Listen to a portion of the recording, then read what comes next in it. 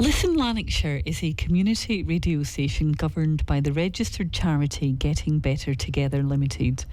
Therefore, the radio station itself retains political neutrality, and any political views or comments aired as part of political discussion programming or otherwise are not the views of Listen Lanarkshire, nor of Getting Better Together Limited. The station has a set of key commitments found on the Ofcom website, and we adhere to all necessary Ofcom rules.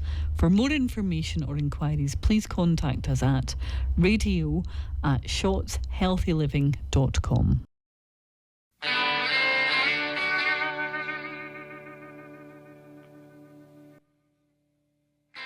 This program is a political discussion and commentary show. It contains robust political discussion and strong opinions. Politicians with a sensitive disposition should turn off now. The views expressed by contributors are their own and are given in a personal capacity as residents and individuals. They do not represent the views of any council, Listen Lanarkshire, or any associated organization.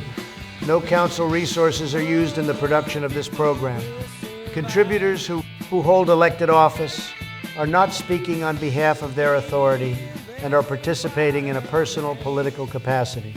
This is a great show, beautiful show, big beautiful show, so big and so beautiful. These guys are great, not as great as me. Who will they offend this week?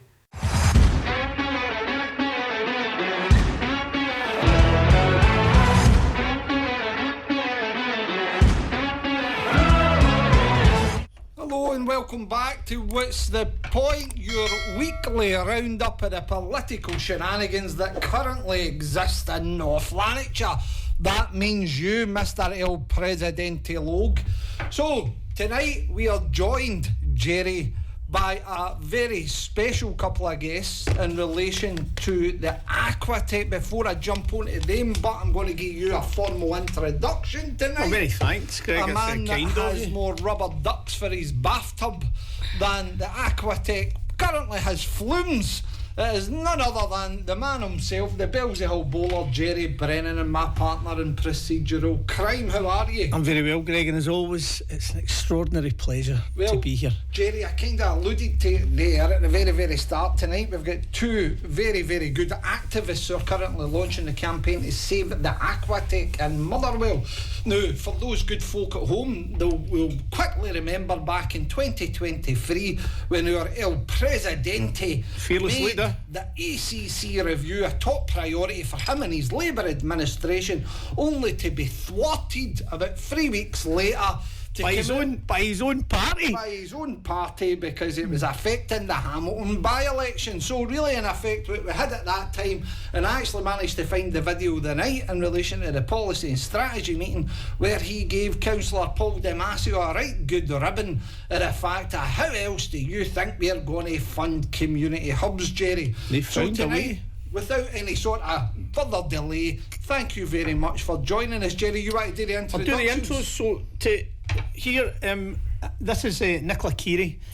Nicola appeared alongside a number of individuals at one of my surgeries last week. I thought I was going to be assaulted actually when I turned up to the John McCormick Centre in Carfin. Quickly we realised that this was about the ongoing, we'll call it a saga, about the Aquatec. The Aquatec has been closed for a while now. There's been various papers brought to various committees regarding the continued closure, because there's a lot of unhappiness, certainly within my ward, because the Aquatec sits right at the top of Mary Street in Ward 18. So people are rightly unhappy. A, that it remains closed, and B, they're fearful that such a crucial community asset could be closed down permanently, because the mood music, certainly the mood music among constituents, is that that's what's likely to happen. We're also joined by Christian Houghton, who is Nicola's son, and we wanted to try and get the views of, different age groups who use that. So Nicola uses it just now for her own purposes. There was lots of older people who came on a march on Friday afternoon, joining us outside the Aquatec, and we marched up through Mary Street, up through the precinct, all the way up to the Civic Centre. So you had old and young, and maybe no so old and no so young there. Everybody wanting to put their vocal cords to good use to say, save our Aquatec. This is a vital service. And we cannot be in a position where it's taken away from our community. So, firstly, then, Nicola and Christian, thanks very much for joining us. Are you excited to be here? I don't know if excited is the right word, but we're here. Right, okay. So basically then what we want to do is make sure we advertise as much around the campaign, what's currently happening. As elected members, we've got insider knowledge in relation to how we've ended up here. And I think it would be good for those listening at home and those joining us later on TikTok for to get the actual key reasoning and why this is all happening. Why is this all coming back up again? We knew that for some time that the Aquatec in particular has been under a process of managed decline. We've seen the figures recently published that it's going to cost millions upon millions of squillions, actually. Yeah, squillions to renovate, but our El Presidente fails to tell anybody that we've got over £280 million just sitting there in reserve. So why would that be? So it's, before we go forward, we probably want to go back just to confirm the process here. Back in 2023, 39 council services were in scope for a potential savings or closing, right? As Greg made the point that the Hamilton and Rutherglen by-election was causing too much noise for the Labour group, and potentially it was going to impact on the election, and because North Lanarkshire and South Lanarkshire are very close to each other. If North Lanarkshire gets cold, South Lanarkshire starts to sneeze, So Anas Sarwar made his way over to Civic Centre and cracked knuckles and told Jim Logue and others to get their fingers out, basically, and to put an end to these potential closures. So in October 2023, those 39 or so services were given a stay of execution, and a commitment, a promise was made that no other cuts, no other facility closures, no services would be closed for the duration of this council period. So that would take us up to May 2027 when the next election is. Then we go forward a wee bit. So we're not quite at May 2027, but already there's now a prolonged closure of the service. There was a petition brought forward by, I mean, I'm assuming that you were one of the architects of that petition. There, That petition was then presented to the Communities Committee last Monday, right? And it was deemed to be urgent business. So this is the one with a delayed webcast. With a delayed webcast. So we need a point of clarity. We need a point of clarity, and I want to make that point of clarity just before we go any further, Greg, because when we came on air last week, we made an assumption, because we hadn't seen the webcast, but we made an assumption based on the post by Tracy Carragher, the SNP post, because if you read that post and you hadn't seen the footage yet, you would have assumed that it was the SNP's amendment that was raised at the floor. That's not the point. That's not the truth. The truth was that it was Councillor Lorraine Nolan who presented the amendment to the floor, and Lorraine Nolan's name's not even mentioned in it. So anybody reading that at first view, prima facie, would assume, of course, that it was an SNP amendment, and they were crying foul because it was undemocratic the way that it didn't manage to be fully heard, because the convener, Councillor Woods, decided that it hadn't met the 24-hour which is a load of nonsense. The 24-hour notice requirement for any amendment to be deemed competent. So just a point of clarification, it wasn't an SNP amendment, it was a Conservative councillor's I'm going to go amendment. right now then on to you, Nicola and Christian, to see what's led you to this. How did you become involved? Before we give you all the detail, what's drawn you to try and save the Aquatec? I think what's drawn me mainly to save the Aquatec, not only as Christian uses it very regularly, but my whole family have used it all through the years. I've used it back from the days when it was beach parties and ice skating, and you thought you were absolutely fabulous, to when my kids, we had the pilot for the kids programmes, and people used to come up and line up outside of the Aquatec to get their kids in at the summer programmes. We had junior gyms, we had everything from there, and gradually you've seen the decline. Do you remember the fanfare?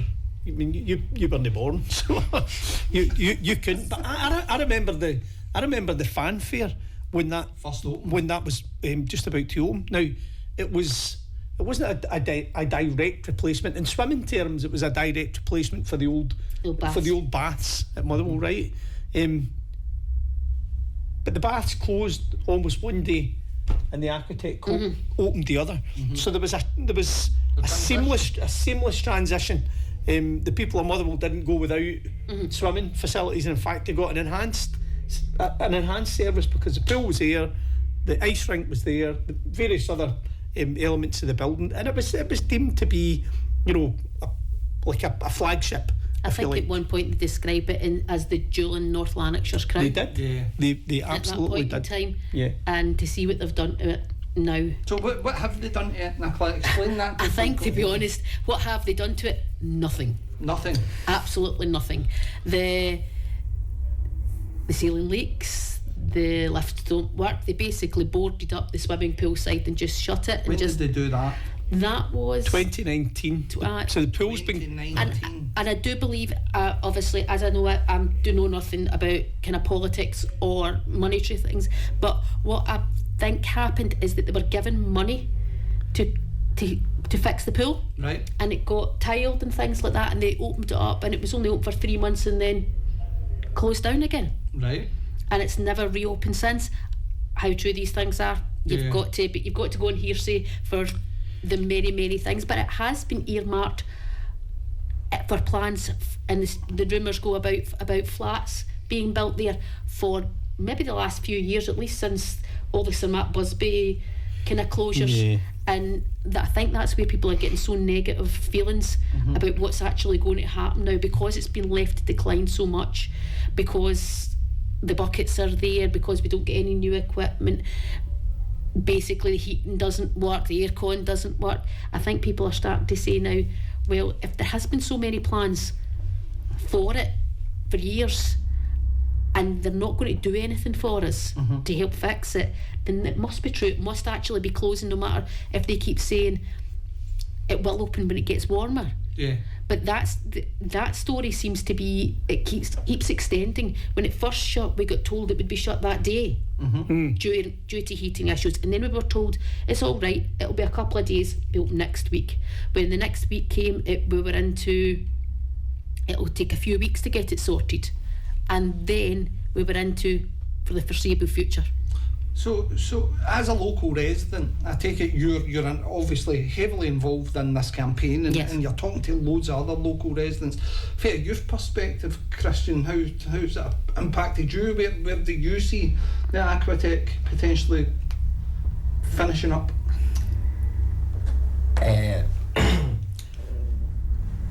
Where would you go? Where would you go? If you couldn't go up there, what other facilities would be available to you, and how would you get there? Would you currently use it for as well? I think that's an important point. I usually, before the show, obviously, I've been using it for the gym. Just after school, I would go up there and just part of Future Fridays and all that kind of stuff. The thing that the council was constantly pushing and promoting. But we're taking away an asset. Yeah, and the problem was, and obviously being my son, it was amazing the positive natures that came across. Yeah. I was going in one time and he's saying to me, Mum, I can bench press this, I can do that. And I was going, can you, son, can you? Oh, he can. And I can't, but he can. That is by the way, that's a really important point, right? Because young men in particular, and young North Lanarkshire men, the council are forever pushing on about mental health and well-being and wellness, generally speaking, to try and avoid depression and all the other things that come from that. So see, going to the gym when you're 17, 18, you might be over a lot of money and your part-time jobs and all the rest of it, but feeling good about your body yourself, and feeling good about how that gives you get the dopamine hit when you're doing it. You feel good about yourself because you're feeling better. So your entire outlook to life is positive. So that's a good thing. I obviously just got raging because he can do it and I can't. But I kind of noticed that's the one big thing that the Aquatec is trying to fight for, and that's why there's been such a bit of anger about it, because you've not only got, as you mentioned, there's older people using the Aquatec during the day. It's an older population, but it's right in the middle of 2 high schools. So you get all the kids from DL and all the kids from Braidhurst, and the kids occasionally, from Our Ladies as well, all can make it right to there. So see if you get it 4 o'clock in the day between 4 and 6, the place is jumping with kids. It's jumping with kids. And where else would they want these kids to go? Where do they want them to be? Where do they want them to do it? In the gym, they're sitting there, yes, a lot of time. Yes, I could be saying that I don't like them because they're sitting on their phones or they're doing 2 reps and doing nothing else. But other than that, I mean, Christians take to hanging about a park. So the alternative is get out in the street and kick a ball in places where you're not meant to play football, or and get shouted at because you're annoying somebody else's car, or you're annoying, or you're just sitting about on your phone in the freezing cold, but your parents wondering where you are. What do you use it for, Nicola? I'm a bit of everything. I'm a bit of mental health, physical health. Can you tell us a wee bit about that? Because there's a spectrum of services that run out of that building. It's not just a fitness hub. It's an holistic service. Yes, well, I use it mainly. I like gym and class based. I like that because there's a massive community based within the Aquatec. They're very good. Everybody cares about everybody else. It's not that one-upmanship. There's a community there. There is a community there that care about each other and care about making each other better. I always felt that, see, when he first started going to the gym, we had neighbours whose kids were a bit older but already there. So I didn't feel in any way, even if he didn't want his mummy to hang about with him, I knew that there was eyes on him, and I knew the staff.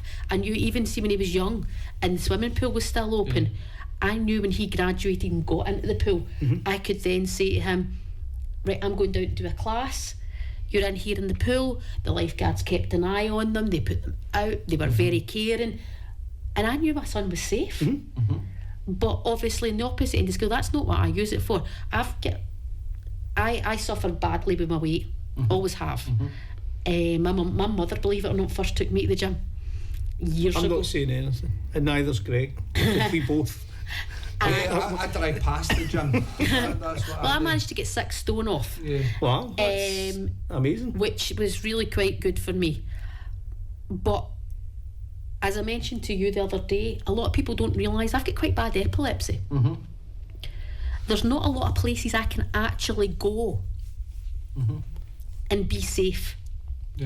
But within the community of the Aquatec, we've got nurses, there's doctors, there's not only that, but you've obviously got all your members of staff that are I'm safe there. I'm safe within that building, and it helps my mental health, especially if you're taking quite a lot of meds, and obviously it takes me days to come back round after seizures, etc. Sometimes your mental health can take a wee hit, of course. And from there I find it easier. I know, no swearing, no aggression, but I like a good bit of combat class, and I like so it gets the inner kind of upset and inner rage out in a more constructive manner. It's catharsis. I mean, it's called catharsis. There is a name for it, and it's about you expressing all of that nervous, anxious energy. Can I ask and a getting question it out there? though then, in relation to this? Because the thing that I find curious is, Nicola, that webcast took forever to be uploaded, which is unusual in North Lanarkshire Council terms. Just so we're aware, and for full disclosure, Jerry and I are kicked off of committees along with 3 other colleagues for asking really difficult and horrible questions all the time, and really in effect we found an anti-democratic process being launched against us. So we weren't in attendance at that committee to put forward key points. Did you watch the committee? I was there at the committee. You were at the committee? I was at the committee, yes.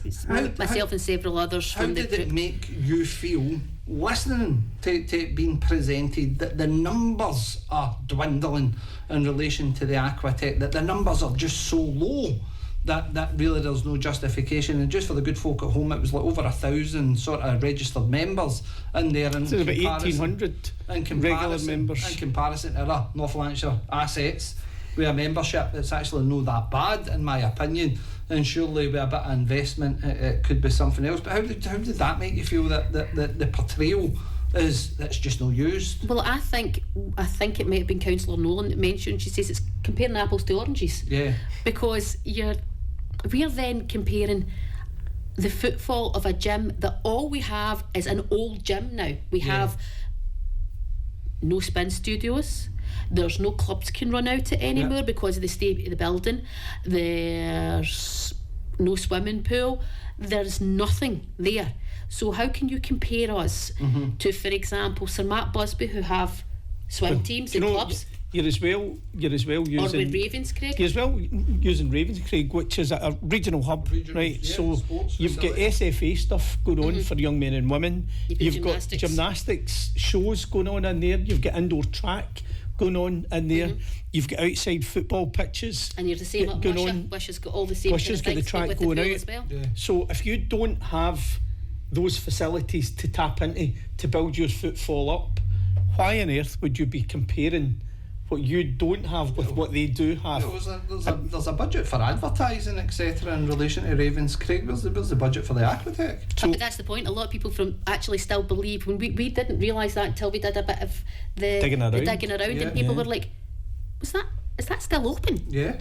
So I actually viewed somebody come in maybe about 6 months, a year ago and try to go to the swimming pool. Wow. So you think to yourself, well, some people think it's completely shut. Some people think there's still a swimming pool there. There's the building, and see from the outside, the building's not that bad. No, it's not. It's just been. See, when you think they've never put a lick of paint near it in 10 years, that's a bit atrocious. See, every my background is housing, right? Yeah. Buildings. So every building, every social property, every social house has got a life cycle, right? Now, that life cycle can be maintained, it can be increased, or if you really don't want to use that, or if you want to get rid of it, you'll have a strategy to do that. So generally speaking, for properties that are relatively new, you won't have that much maintenance, like cyclical maintenance. Major cyclical maintenance. All you'll have is repairs in the first maybe 10 years. It's repairs. Yeah. But then you need to be investing in like big plants. So if you've got swimming pools, etc., you know that you need to have a plan to reinvest in boilers and tiles and all. Do you know what I mean? It's like, so you budget and you plan for that. Unless you don't want to, unless there's something else behind that which says, you know what, we don't want to have that service here. So perhaps we're going to focus on the regional hub, which is not a locality-based arrangement. It's called a regional hub for a reason. It's to capture people from beyond these shores.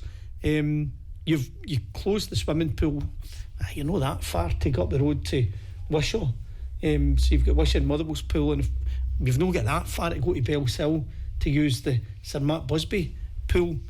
But then it just seems to me that the decline of that building, the maintenance that has not been undertaken on it over the years, the advertisement that's probably not been provided over the years would lead to people not going there because A, some of them will believe it's closed. B, when you go into it, it feels as if perhaps it should be closed because it's not been maintained to the proper standard Surely your over a biggest long. footfall area's a swimming pool, but people taking their kids and going for recreational swims and various things like that. Surely that's the area that you would say, right, okay, let's keep that investment there, because with a decline in investment for that, then it's just going to cost far greater in the future. Unless you need it for something else. So we'll come on to that, right? But I want to stick on the point just now in relation to the campaign and where the campaign is going. So today we've got a technical expert that does all your production stuff and that. He came across a video of the webcast for 2023. And it was a policy and strategy committee meeting. Yeah. And in that it was you, I, Councillor Damasio, and at the back is when Beth was part of your group. Beth was up the back. And in that, there was a proposal, I think at the time that was when they were basically proposing the ACC review. And at that time, Jim Logue mentions the fact that the Aquatec has been closed for a certain amount of time. Councillor Paul Damasio made a point in relation to the figures no adding up, especially for no consideration being taken for the pandemic. Majority of these facilities being utilised as sort of vaccination centres, etc. I don't know what the position with the Aquatec was, but again, the justification of lowering the numbers just wasn't right. It didn't feel right. No. And Paul's point was rather potent at that point with regards to highlighting to Jim, which led Jim to give him a barrage. How dare you ask these kind of questions? I mean, the Aquatec's been shut. How do you expect to get Christon High School, or how do you expect to get Riverside? How do you expect to get these things? We need to manage that decline so that, and we have an admission there that is what it is. It's managed decline for these assets. Now, my issue here is what I would put to you, Nicola. The council might come back and say, look, listen, it's going to cost £80 million to fix the Aquatec, to bring it up to standards. I've seen the committee paper, what a load, in my personal opinion, a load of nonsense in relation to the value of that. I don't know who they had looking at the tendering processes or whatever the exercise was. 40 million for a replacement. Again, you're guaranteed it's going to double in time as well in relation to that. But the point I would make here is the argument coming for the council, which will be Jim's default position in this, but you'll get a new community hub. Do you want a new community hub at some point, where it'll be a town centre hub, or where it'll be a shiny new building? Guess where it's planned for? Where? Ravenscraig. So it's going to Ravenscraig, but you're getting a brand new hub. So what are you moaning about? I know, but see, at the end of the day, what good is a hub? I'm not going to. I don't stand the same position as using hubs, but what good is a hub in Ravenscraig to my children? So, see, when there's a half-hour bus service to Ravenscraig from Motherwell, and then what you're saying is they need to get to Motherwell. It might only be. What did they say, 1.8 miles from the Aquatec to Ravenscraig? Yeah. We'll round it up, 2 miles. But you forget that kids maybe live a mile away from the Aquatec. Yeah. So now we're up to 3 miles. Yes, fair play, a lot of the kids have got bus passes, but since there's one every half-hour bus, that means, and other than that, they're going to have to go out to Jerviston and stand and wait on the bus, and then walk in from the Jerviston side right along the new road, which is a big, dark, busy road as it is, which is going to get busier because of the new road coming through there. So should we be sending our kids up there, or can we not have a facility that's designed for us? What I didn't like about it was when they said that the building was structurally unsafe. I'm pretty sure it says that in the report. Yeah. But so if the building's structurally unsafe, then why have we been in it for the last umpteen years? And I just don't get. I don't get the facility numbers. I don't get how they count the numbers that come in the door, because back to it not working, the gates that measure the people coming in haven't been working either. Yeah. So how do they know if we're there or not? Because the gates don't work to count us. Yeah. So and you got a fob when you go in, so you'll. The fob will be there, but see the gate, the fob goes through. The turnstile doesn't work. So we're all getting high at Rita and going in through the side and going down the stairs. So that then the turnstile will not count the people going in, because we've all went through. How do you feel to know the fact that the council's sitting with like £280 odd million in reserve Has anybody told you about this? No, definitely not. Our council is one of the highest reserves in Scotland. We are sitting actually one of the top positions of all local authorities in Scotland. It's a political decision. Jerry and I get accused all the time. You're politicising. Well, I'm sorry, these are political decisions. That's in our other life. Yeah. Not when we're here. When we're here, we're members of the public. The position here is again, if Jim Logue and the Labour group really wanted to, do you know what? Let's listen to the people in Motherwell. Let's give them the Aquatec. Let's actually bring it up to a modern standard. Let's look. I don't believe the value of the £40 million, but let's re-look on the open market. Let's do a proper tendering process. We could easily afford to bring that back to life, and that includes the swimming pool aspects of it as well. Now, again, that's not just Aquatec, that's potentially other venues as well, but every single year our council budget, when we go to set the budget setting process and the council tax setting process, there's 2% of council tax that's taken. And that 2% of council tax on top of that £280 million is sitting in that big pot right there in a reserve account. But out of that 2% then goes to fund every community hub which we borrow money on to make sure that we're continuing to build community hubs. Now, again, it comes back to that question, what do people actually want? What did you vote for when it came to the council elections? Did you vote for a Labour group? Because in that election, nobody voted for Labour, nobody at all. They voted for the SNP to be administration, but we'll put that to one side in relation to how they conducted that. But nobody voted Labour. So for Labour to continue on their plans, they think that community hubs is the way forward. I just find it absolutely staggering that we're ending up in a position where the Aquatec's potentially facing closure, and yet this is the path to go. So how do you feel about knowing that there's £280 million there that could easily fix this tomorrow? I think my honest opinion is the fact, as I've mentioned, I run community groups down in North Motherwell and things, for a lot of people that don't get about, maybe not have the mental health, not have the facilities to do these kind of things. I think I would be a hypocrite not to fight for the Aquatec, considering it's right on my doorstep.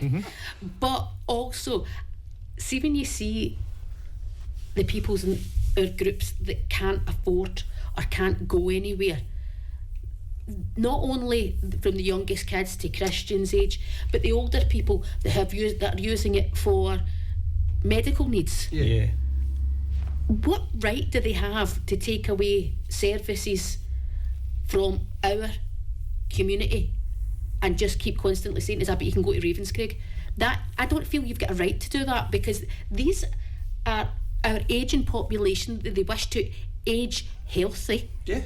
And also are coming up, the people that are next in line. Yeah. He's the person that's the next generation, and they're saying, they're talking about obesity, mental health, all these kind of things. But what we'll do is we'll take away any health service that you have to access to within your community. It just seems completely ridiculous to me. Interesting point for me. I know what this is, right? And again, it comes back to a conversation you and I had earlier the day. Yeah. We're custodians, that's all we are. We're temporary stewards in relation to what assets are currently available in North Lanarkshire. If we want to decide to knock down a building, that's your building, that's your community's building, that's your entire area. It's every resident in North Lanarkshire's entire population's building. It's up to the people to decide, in my opinion, what assets should be taken away and what assets remain. Ultimately, what we need to start today is have that conversation. Look, again, if the community hub model was an Audit Scotland report that was done, and that's the sort of governance structure for all local authorities in Scotland, and in that it highlighted the community hub model that North Lanarkshire Council is currently run, there's no identifiable benefit. They can't see what the benefit of these community hubs are. So if there's no identifiable benefit being identified by I know you're going to correct me, but I'm keeping on the line. If it's a case that there's no identifiable benefit coming at the back of the community hub model, then why would we pursue that? Surely it would make more sense to take that 2% council tax, reinvest in our current assets and across the portfolio of council facilities, and start to look at actually bringing them up to a standard. And the ones that are really declined, then obviously that's a bigger discussion with the local communities it affects. I'm not in any way against the community hubs. Yeah. I'm not. But it gives me a bit of a feeling like... What do you think you're going to get from them? Because this is an I'm important. aiming for the highest, and then I feel it's a bit like when you go to Turkey and you decide to haggle. I'll go in there, you go in down there, and we'll somehow meet in the middle somewhere. I've been to. I mentioned this last week. One of the best community hubs. I used to live in Midlothian right before I moved back to North Lanarkshire, and Laswade High School have got a community hub, and it is a real community hub. So you've got the high school, the primary school, the nursery, the GP, the health centre, the football pitches. It's made it as an absolute community hub. I've not seen anything like that in North Lanarkshire. Now it may exist somewhere else in North Lanarkshire that I've not been to them all, obviously, but I don't think the models that we are producing are to that size and scale, and I think there's a reason for that. I don't think our council generally, I think they like to build nice, new, shiny things. Brilliant. And then everybody's in to get your photo taken with the convener of the nice, new, shiny thing, and everybody's get me in. Look how great Labour They're there at the opening of a packet of crisps. packet of fags, right? But they don't want to invest in bright, new, shiny services that are going to bring with it a cost, a revenue cost. So they don't want to have things like, that's my opinion, right? They don't want to have big pool structures because you've got to maintain it. You've got to pay for staff, you've got to pay for heating, you've got to pay for insurances, you've got to pay for they don't want to do that. So they want to spend all this money on these bright new shiny buildings but have nothing really within them that would replace a pool, an ice rink. I've never seen it. We've got the ice rink up at Coatbridge, I suppose. You were there last week. But so we couldn't sure have had two. You're not going to travel from where you are to Coatbridge for that. No, I think you're on the bus. How long are you on the bus? You'll go to Hamilton, you'll use another local authorities.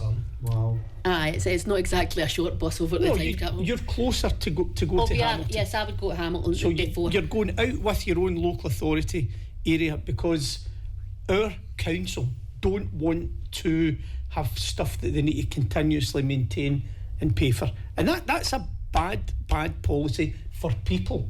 It's bad for employment, and it's bad for leisure services generally. I just feel a lot like the community hub idea is similar to what the sports centre idea was previously, and like a mixture of a sports centre with the community centres that don't get used anymore. So I don't understand why when we call it a community hub, see, except for the schools and things, why can't we just use all the community centres that we have that are just kind of lying when not a thing in them? Well, again, the argument I've been making for years is why not take that 2% of council tax rather than building all these. And by the way, there will be examples where a community hub's an ideal position, but to the level and extent in what we are pursuing, I don't agree with you. I think that we have community assets. Those community assets have been in the hands of this council since its inception. So you're only here to take charge of them and maintain them and manage them for a short, finite amount of time. Then it moves to the next people who's going to come into the council, whether it be elected members or other, and to manage that. That is the ultimately our decision, and what buildings that we are closing, etc. That should go to wider public consultation. And if it's a case that it needs to be invested in, then invest in it. If you look at the scale of the buildings that were in scope for closure, a lot of them were community centres. A lot of them were libraries. The Aquatec was right at the top of the list, and I do remember that. So is Matt Busby. So the Aquatec for me is the key position that Jim Logue has always referenced in every one of his sort of contributions at whatever committee it was, whether it be the policy and strategy committee, when he had to renege and U-turn in regards to the closures, and his comment again in there was the Aquatec, we can't sugarcoat the truth and all the rest of this. But has he ever even been inside the centre? Has he used the centre? Does he know? It's a question. Do they know that a sports centre is not just for guys getting jacked lifting weights? There's women there supporting other women through menopause, which, as we know, is a massively big deal at the moment. They talk about menopause, hot flushes. You've got guys laughing in the corner because we've threatened to kill them or something like that. You've got young guys doing their thing, Yeah. but you've also got people who are quite open and honest about the way they feel, their emotions, their health. There's a few veterans on the march on Friday who use that and who can't use I think- other places because their anxieties about going somewhere else beyond where they're comfortable with, and they recognise the people there and they've got relationships. That they've We've built all up got with relationships staff. with each other. See, when you walk into the Aquatec, you couldn't walk maybe 5 or 6 steps. Maybe if you're that age and you don't want to see anybody, that's fine. Yeah. But see, as an adult, I can walk through the Aquatec, hiya, hiya, hiya, hiya, hiya, hiya, hiya. But it's also, see if you know that you're suffering badly with something, and that sense of not being alone is there, especially as a woman, maybe talking about menopause, and you think you're going crackers and everything's dying, you put the keys in the fridge, and to have another woman go, you should see what I'm up to now. The biggest thing for me is the affordability factor here, and then also in addition to that, you've then got NHS referral into it and various other things. So again, there's all these benefits in relation to it. But the point that I would come back to is, do you think, this is more a question for you and I, do you think that the administration has been disingenuous with people now? Because ultimately we had a conversation with a very senior figure in North Lanarkshire, and they advised us that when it comes to statutory provision, which obviously recreation would be part of that, and really in effect all they need to do is put a bookshelf in the civic centre with one book on it, and that would be deemed a statutory provision for our library. Now, when you're dealing with individuals with that kind of attitude, whether that's a flippant comment or not, that's a comment in my opinion. It was misjudged, and in relation to the taste of it was absolutely shocking in my opinion. It's not always what you say, it's how you say it. But the point is, I think it kind of lifted the veil a wee bit in relation to people's attitudes towards frontline services. And for me then, in this, especially we take the evidence 2019 and then 2020, and then we start to move forward with the Aquatec has always been in the firing line in regards to any sort of potential closure, and really in effect we are where we are. We would right now, right? If the by-election hadn't been taking place in 2023, we lost those centres. So we would already have lost Matt Busby. So the story that you're getting now is that you can either go to Matt Busby or you can go elsewhere. Matt Busby wouldn't be there. That would be gone. So you would have Ravenscraig's a regional hub for regional sports, sponsored by Sports Scotland and all the other. And have you ever been inside Ravenscraig at the weekend? Yeah, it makes me feel sick every time I'm in it. You can't get part of You that. can't. I actually, I don't know if I showed you, but I took some videos, and the people were quite happy with it. We're upstairs in the cafe. The cafe sits on the top floor. Now the cafe queue was from the cafe all the way down the stairs. Not all North Lanarkshire people as well. These are people most coming of the people from. I spoke to said, why, I'm sorry, it doesn't concern me. For example, this week we're from Lockerbie. Right. We're here for a So competition. competitions. And I said, and Guess most of the people... what they've got? They've got feet, so we count the footfall. Yeah. And there was thousands of them. It was queued up to the roundabout, see, out on the main road. Yeah, I couldn't that get was in. them trying to get in. Yeah. But what I tried to explain to them, and you should have seen some faces, I said, yes, but they're wanting to move the Aquatec people up here. Yeah. Well, that doesn't really affect us. See the car park outside? Yeah. You're getting a full new sports centre full of give me that. I'll sign that. I'll sign that. So see you on that, because I'm a dab hand at the petitions process. I'm What do you think of the petitions process one as of it is, the biggest Greg? critics? Me, I think it's rather self-serving for the administration. I think it's on the back of a fag packet nonsense. Well, see, can I ask you a question? Because it does get mentioned, and a few people in our group have asked this question. They mentioned in the meeting on the Monday, there was 342 signatures. Yeah. So see, it was myself personally that submitted that petition. I submitted that petition when that petition reached 1,000. Yeah. So where did they get 342 from? So would they? I honestly don't know. Again, where did they get the £40 million from to give the valuation? I think that what we have is a creative process that's ever adapting when it comes to petitions. Just so you're aware, Nicola, the petitions process was basically laughable before the election in 2022. The SNP put out in a manifesto pledge with regards to they wanted to have a clear, transparent and robust petitions process for anybody at all to be able to raise concerns. Every council should have. Everybody should have it. It's a key part of the governance for any council. And reality checks for any council, and that's something that should be there. What we had was when the SNP lost and Labour took over, then, and again, I'm going to come on to this point because nobody elected them as the administration. They had to cut another deal with the Tories. They had to get support for independents. They had to do everything else. And I think that people forget that. They were not voted in as the administration. So any decisions that they're making right now are really illegitimate decisions in my eyes. Well, but manifesto-wise, I suppose. Again, did nothing in their manifesto in relation to centre closures or ACC reviews, Jerry. So that's the bit about it. So the thing for me in all of this is the petitions process that they introduced. It was a case of you could write in with two people and basically say, I've got potholes out in the street and I want it repaired, and that petition would be good enough to reach its way to committee. The examples on the council's website are like 3 petitioners, and that was the maximum that they had in relation to a petition. Then we fast forward a wee bit and we had a petition in relation to the ACC review, 2,000 and odds in one area, 3,000 in another area. Then all of a sudden the petitions weren't being heard because the rules get changed to make it, you had to go through this process. Okay, right, we go through this process now, still not going to hear it at the committee, and then it gets delayed until the next committee cycle. So you're 3 months out, so people's appetite in relation to making sure that there's any sort of voice against these decisions is kind of starting to dwindle a wee bit. Then we get to the process of the school transport. Again, another petition process, thousands, Bedley Cemetery, thousands of people signing in relation to these petitions, and the rules change consistently because what they're trying to do is dwindle out any opportunity for anybody at all to raise the petitions process. So what you then have is the legalese of committee structures and trying to bamboozle people with regards to what the process and procedure is. I did find it confusing because of course it is. I don't know where they get 342, but I wrote to the council again and I explained to them, well, the petitions are up to over 2,600, nearly 2,700, plus I have paper copies of petitions here. How do I submit these?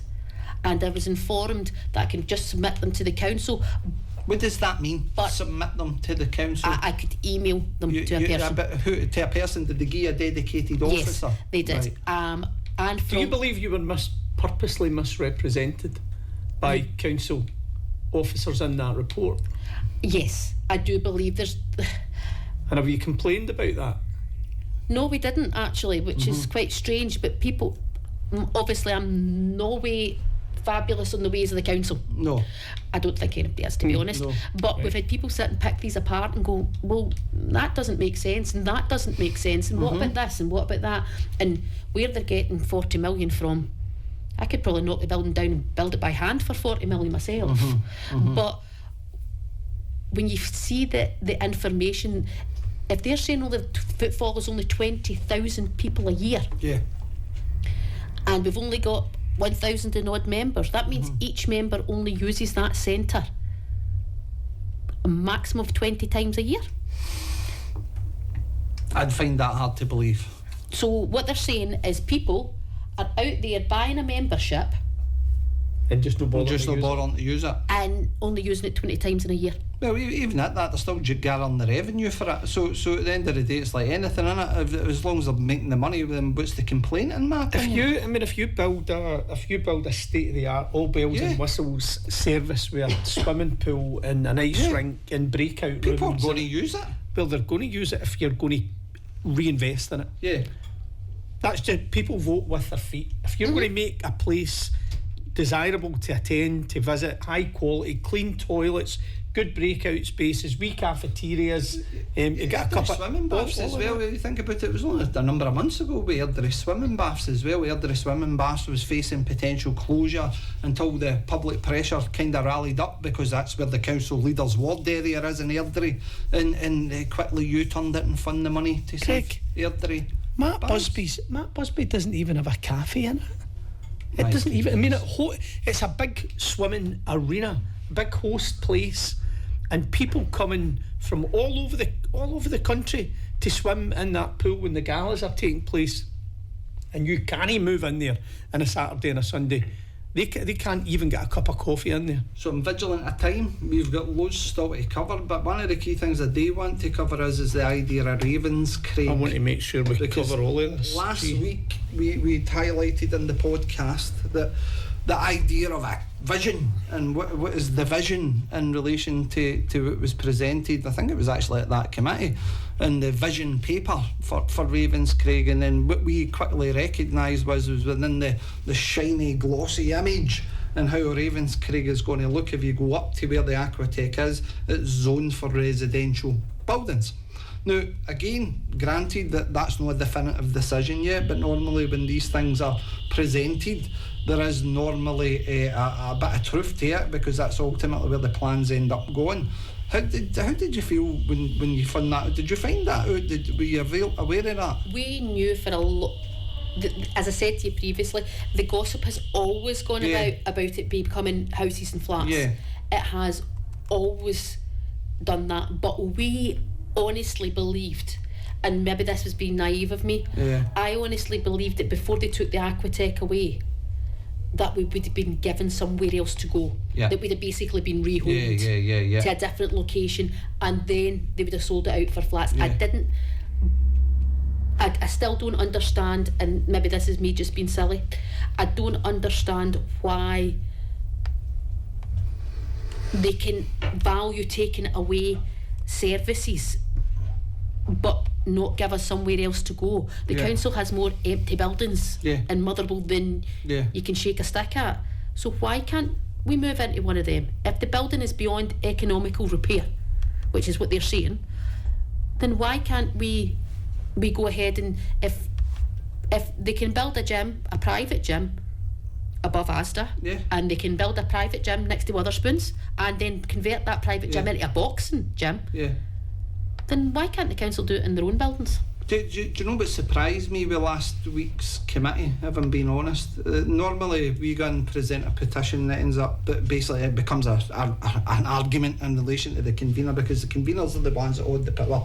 None of them make any independent decisions on their own. They're obviously instructed in what to allow and what not to allow, and what the fallbacks are in relation to procedure that they can hide behind.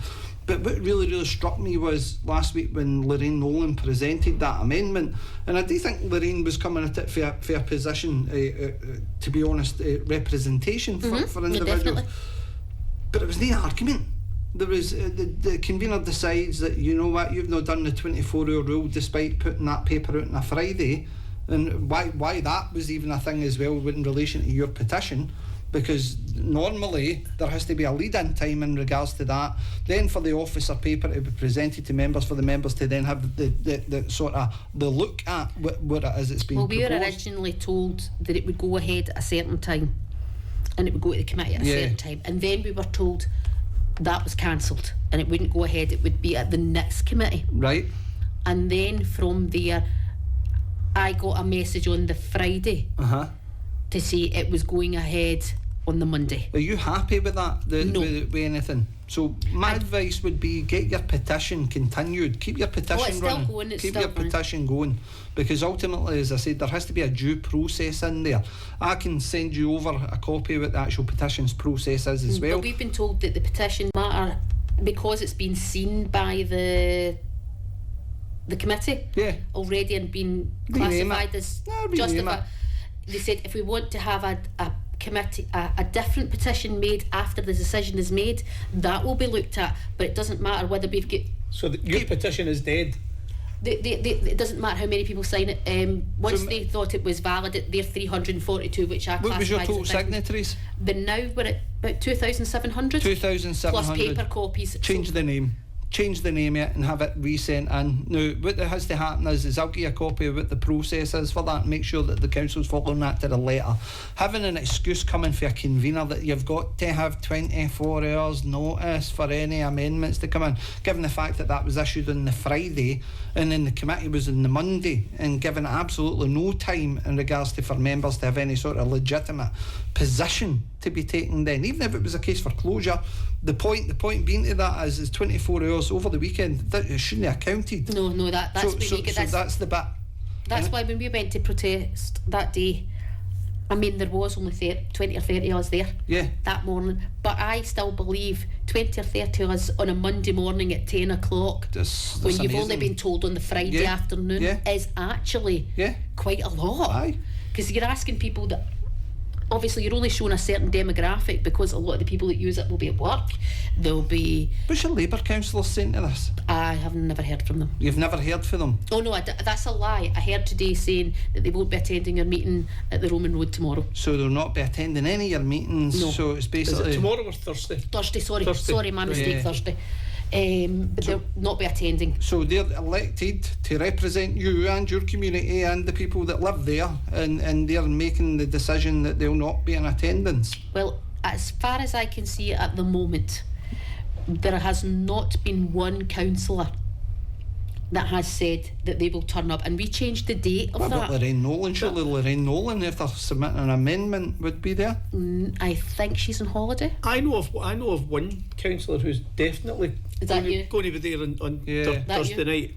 I'll need to speak to him after the show, because I'm only a member of the public when I'm here. I'm not a councillor.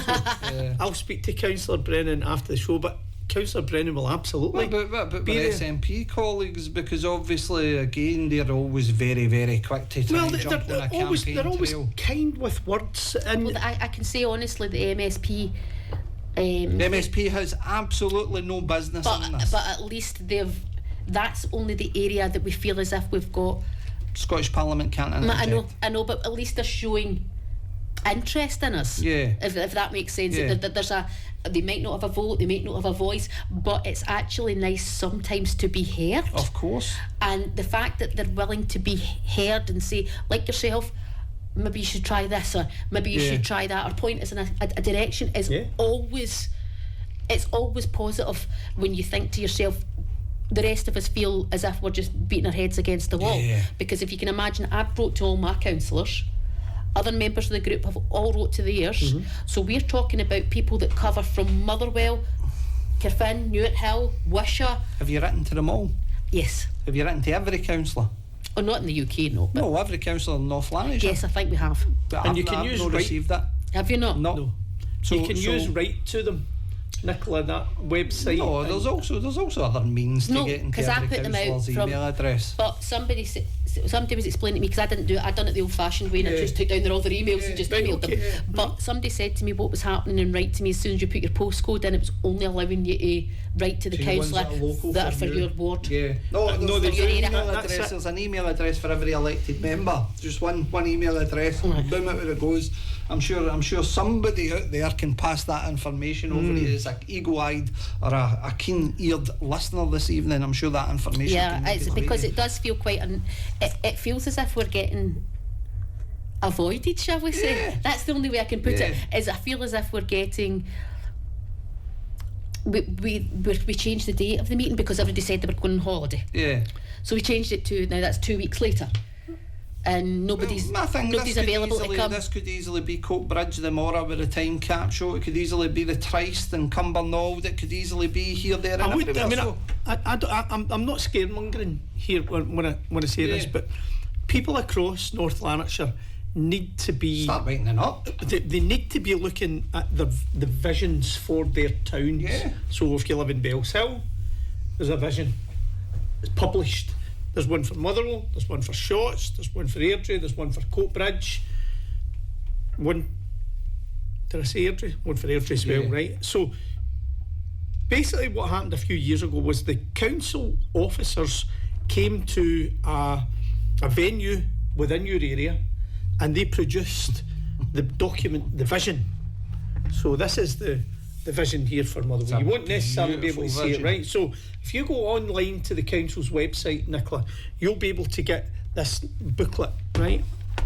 Online booklet, and it talks you through the vision for Motherwell about where the money's coming from the Clyde plan and the Glasgow City deal and all the rest of it. So Glasgow City deal, Glasgow were given, a big allocation of money, and we get a proportion of that because we are one of the satellite local authorities.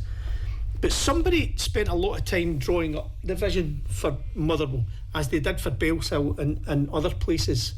And if you look at that, you'll begin to see some of the development that's already taking place in it. Mm-hmm. So in this corner here, I'll just shift you over here so that you can see it. So this is the Heritage Centre there. Mm-hmm. So then you've got the upgraded transfer exchange for the transport as the railway station. So that's already now complete. So we're beginning to work on this plan. And if you look at Mary Street there and the main road coming down, this is where the Aquatec sits. Mm-hmm. And that is zoned for residential. So it tells you all of that area in and around there. So that's new leisure mixed use facility in this area in here, but that's not, they're not clear about what that is. That's I was just asking you what I was wondering, what is that? Is that so where so it's kind of and what the council will tell you, your administration is, there's nothing set in stone, all of these are just ideas, it's just a concept. Well, is it really going to be a concept? Because concepts, but I'm not going to say more often than not, but concepts where money has been spent on it, where a plan is already in place, I think there's more likelihood than not that if a concept is going to come to fruition, it'll be that rather than something that we've not seen before. But what good is a concept when you're neglecting the people that as you said, it's about shiny buildings, but you're neglecting the people that are required to use these services. It's blunt power, Nicola. That is, unfortunately for the people listening at home as well, that is all this is. There's ego as well. Ego, oh yes, all that. So what you have is an administration under its current leadership that knows it can't be challenged. Who's going to challenge them? So they're sitting in a position where they're propped up by the Tories, and the Tories are paid into positions. The leader of the SNP group gets an enhanced payment off the leader in off Lanarkshire Council, and then other independents are paid in there as well. So the numbers, it's a numerical advantage that they have. There are only people that are prepared to challenge them, 5 to 6 members who are sitting now as independents that are pretty reasonably asking the scrutiny questions and asking the different difficult questions, and that seems to be about it, because ultimately when it comes to the crux, who's going to challenge that administration to topple them all? Well, numerically the SNP are in a position to do that. I think they're sitting at 24, whereas Labour's sitting above that with the backing of the Tories and the backing of the other unionist parties. So it defies logic to me that we are trying to teach our children and about care, about health, about community. But what we're basically saying is, we'll just take all that away from you. That is basically what's happening. And what we're noticing is a lot of the community groups and based within maybe churches or things, they're having to pick up the slack of what's left. But obviously they don't receive enough funding to pick up the slack for health and well-being and fitness that are there, that should be funded by the government. We're going to have a local authority that will deliver nothing. Over time we'll have a local authority that doesn't really deliver anything. I mean, it'll deliver schools because statutorily it needs to do that. Libraries, it'll maybe put one book in it, but in terms of services and our lived experience through our own. So that's why it's imperative that communities come together and fight for it. Because I'm a big believer of, if I don't fight for it, then you need to fight for it, because I come back to that point. In 2022, the people in North Lanarkshire did not vote in a Labour administration. They did not vote for them. They are propped up again. That's not party political, by the way. That's fact. That's just a reality. So we didn't agree to ACC reviews. We didn't agree to all these different things, the brown bin charges, school transport cuts. We didn't agree to these things. Can I round you back a wee minute there?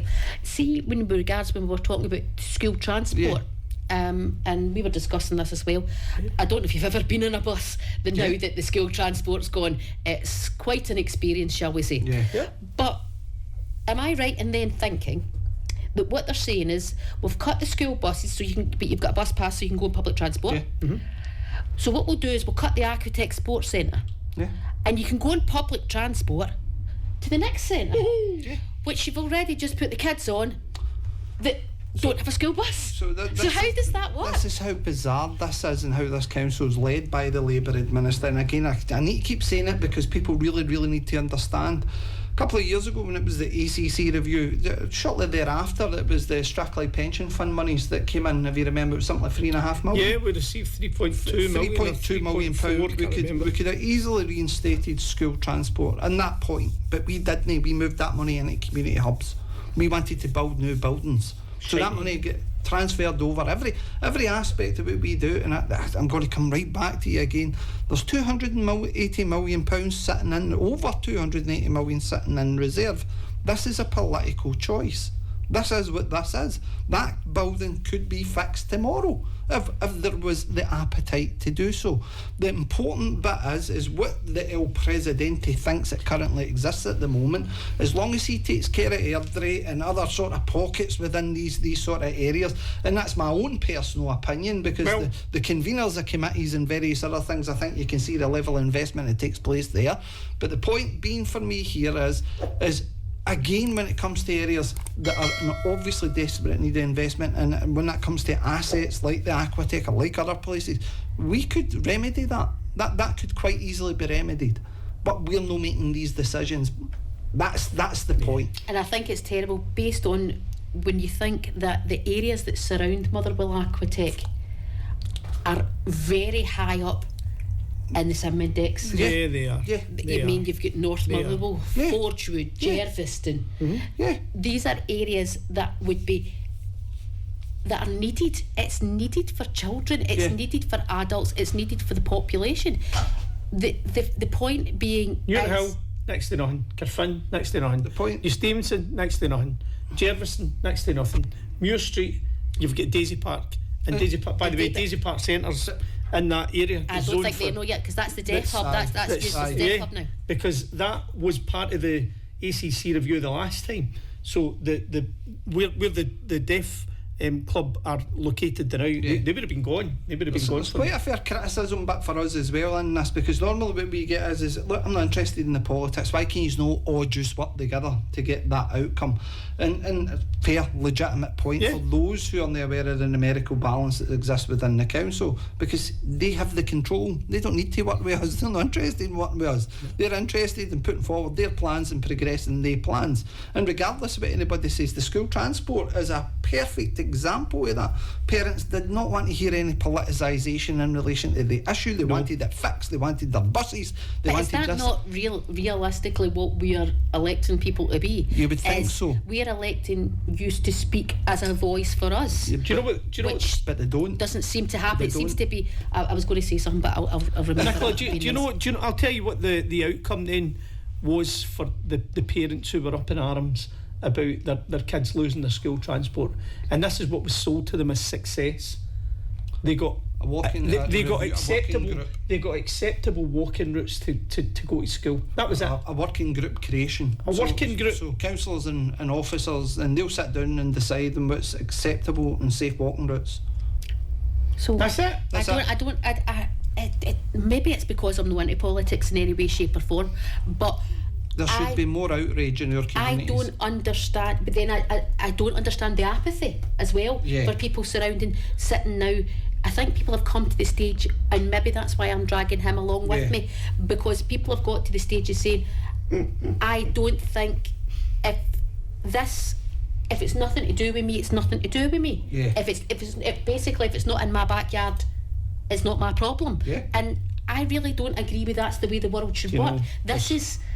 We're going to post something up, because there's a famous poem, and it's like first they came for the gypsies, but they weren't coming for me, so I was fine. Then they came for the gay people, and then they came for the Christians, and then by the time they came for me, there was nobody left to speak for me. And that's it's that kind of thing. If it's not in my backyard, it's nothing at all to do with me. Well, that's fine. But eventually, it will be your services. It will be your backyard. But the point is what people are saying, and one of our group members mentioned this, and it's always stuck with me. What they're now describing Motherwell as is the hole in the donut. Yeah. We're sitting there with nothing in the middle, and we've got all our satellites round about us. We've got Ravenscraig, we've got Wishaw.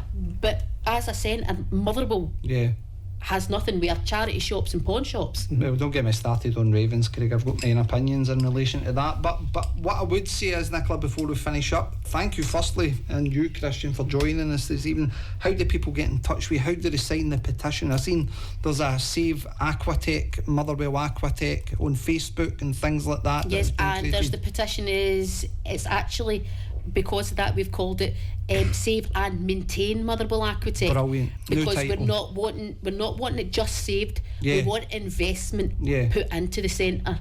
Right. We'll get all the links up in relation to that for the podcast as well, Jerry. And in relation to the email, I've already had a text message. I'm sure we've already got a wee email there that we can pass you the details of that over as well.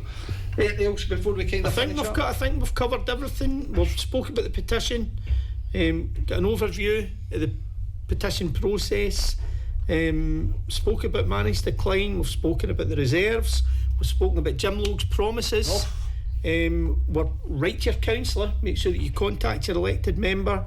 We're looking at the history of misleading support, and I think this petition goes authority wide. I don't really think it sits solely in Motherwell. I think the entire authority should be signing this. This is why it's we're finding it so hard now. Tune into the anti-democratic process to be ignored by everybody, because you think to yourself, this is we are your constituents. We are also the people, and I would encourage everybody to get in touch to their councillor or with myself, or come tomorrow. Thursday on Roman Road, which actually sits right behind the Aquatec at 7 o'clock. 7 o'clock, and have something to say. Have your own voice heard, because see, at the end of the day, this is our community, our buildings, our health, our mental health, and this is for our kids. If we don't look after things for our children, who's going to? Exactly. On that note, Nicola, thank you so much for joining us. Thank you, Christian. Thank you. Your contributions have been non-stop this evening. It's typical teenage boy, innit? We'll be back after these short songs, and then we're straight on to TikTok to discuss all sorts of shenanigans again for North Lanarkshire. We'll see you soon.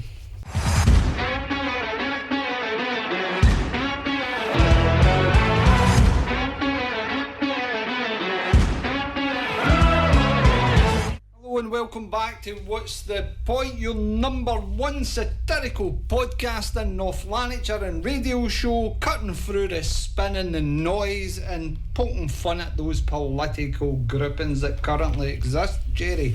So what a guest then, Nicola and Christian there in relation to the Aquatec. And I need to note the news as well. That's us now live on TikTok. It will be short tonight because we've kind of overran on the show as well. So thanks to everybody joining us on TikTok. But to come back to the Aquatec, Jerry, is it managed decline? Do you think that that's the position that we're now getting to? Labour's kidding us all on that there's some sort of community hub at the back of this, or some sort of venue where everybody can be rehoused.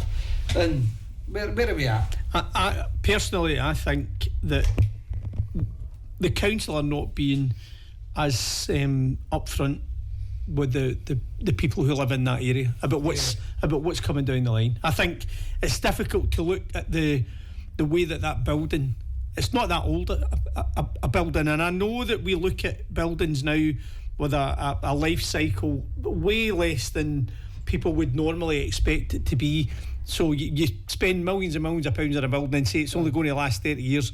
That's not really an acceptable life cycle for a public building that should be well maintained over the period of time. Because okay, you're going to invest in a building, it's got 30-40 years, you better be making sure one way or another that if you're going to lose that because the life cycle comes to its natural end, there's something in place to replace it. in that area. No, and playing devil's advocate, I think that there could be a position where especially Jim and others will turn around and go, well, do you know what, you've got asset transfer legislation, community ownership could be the answer to this, but how unfair would that be if you've got a 40-50 million pound bill being projected about how much it would cost to bring it up to a safe standard? I don't even think that a community asset transfer would be viable on a building that's in such poor condition. Yeah. I mean, that's the shame. The shame is that this building has been allowed to drop into such disrepair that it's going to take 30-40 million to replace, 12 million just to make good and usable again. That's a sad fact. And the point that's been made, I think was made in this report, is that if that service were to close, there would be an annual saving of around £760 million a year on that, or £760,000 a year. My apologies, 760. But wait a minute, over the years they've been saving probably as much in that because they've not invested in the felt and fabric of the building to bring it up to speed, and that's shameful. There's a point I'm going to come back to, Jerry, right? And it may be a moot point, but I think it's an important point, none the same. When we were talking to Nicola, I raised the concern with regards to, and perhaps those in TikTok could maybe jump in this debate as well. It would be greatly appreciated. If it's a case that Labour takes the administration by default, because none of this was in any Labour's manifesto. It wasn't on their election materials when their councillors were out there chatting doors and trying to encourage you to lend. Who's driving it then, Greg? But this is the question, Jerry. So it was never. Now, don't get me wrong, coming back to 2022, for the minute Labour walked back into the administration. Now, again, by the way, critical, you can be as critical as you want, the people especially at home, because again, the SNP, in my opinion, let the people in North Lanarkshire down. They failed to hold an administration. Yeah. So ultimately you end up with an administration made up of Labour and Tory, the very same people that you wanted out in 2022 and voted in the SNP for, but by default they managed to steal it. Now, again, if it's a case that we were looking at an honest position for Labour to take in this, rather than controlling all the numbers numerically for all their decisions to get put through, surely would have been a joint administration between Labour and the SNP? You might have thought so. I mean, it was interesting listening to Graham Campbell when he was in a few weeks ago, who he's a Glasgow councillor, but what he was able to say was that the Labour group in Glasgow and the SNP group in Glasgow somehow managed to work collaboratively, and some of the things that Labour in Glasgow did while they were in power, the SNP didn't change because it was working. And that's a sensible way to go about things. I just get the feeling that is it sheer complacency and just absolute arrogance. I think it's arrogance and entitlement. If you've always been in power and you've always done what you want, then why would you feel any different? So we come back to this idea of the petitions process, and I want to keep on that, Jerry, because again I think Nicola had a valid point there. The Aquatec group submitted a petition to over 1,000 people, but for some reason it was only quantified and logged as 300. How could that possibly... I'm going to be honest, I didn't catch that when I watched the webcast. I may have been interrupted doing something else, but I was purposely listening out for the numbers and I've missed it. So when Nicola told us tonight that it was 340, I thought that's pretty low. But then for her to come in and say actually it's about 8 times that now, so it can't be both. It can't be 300 and it can't be 2,600. So where is the... So again, for those at home in TikTok and various other things like that, is this a case, are we right in our assumption? Is it a case that the Aquatec should stand as a figure for everybody to get their sort of hat behind? Because ultimately what we're looking at is the potential of one facility closing, but that could easily It's coming to your town. area. It's coming to And your if it town isn't next. an authority-wide petition that we're looking at now, if it isn't something where we're actually going to shake people to say, do you know what, enough is enough. We never agreed to that. We never elected you into this position to come up with these kind of harrowing cuts. And do you know what, your 2% shiny building doesn't really cut it for me anymore. No. Because you take away swimming pools, what replaces it? Because nobody's willing to go out there and build brand new shiny swimming pools. No, we need to look at all of these town visions, and we need to make it available to everybody who's not spent the time to. I don't know whose phone that is. Right, we've got a caller, Jerry. I think that's basically what it is. But can you take a call now? Let's try and take a call. Let's try and take it. Let's We'll see see if we can take it. It could be Jim Logue. Hello, can you hear us? I can't remember how to work this, Jerry. That's the issue. We have a caller, but we can't seem to get a hold of them. Oh. No. Sorry. Hit that button again. Have you come on to... Can you hear me? Can you hear me now? No, I don't think we're getting them, Jerry. Hello? Nah, we're not getting the caller, sorry. If you kind of take to TikTok, you'll probably get a hold of his own there. So, I've lost my train of thought now. what we were talking about is in relation to the Aquatec potential closure. Oh yeah, people in Shotts, Yeah. people in Bellshill, people in Motherwell, people in Coatbridge, people in Airdrie need to be Kilsyth, I think, as well. They need to be looking at their town vision plans. Aye.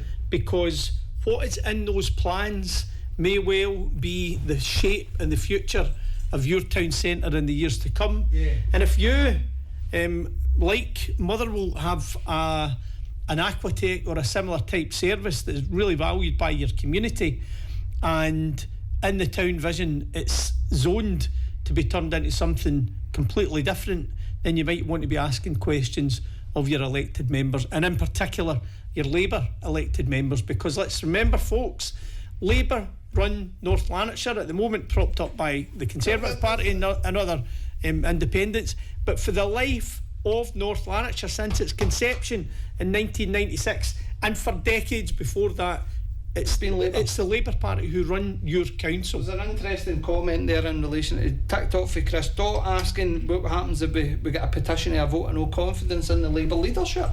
I think that's a valid point, by the way, and hopefully that's something that comes for natural grassroots after the back of the Aquatec, because Nicola presenting a petition to over 1,000 people and they'd be treated like that. That's not just a normal elected member, that's a member of the public.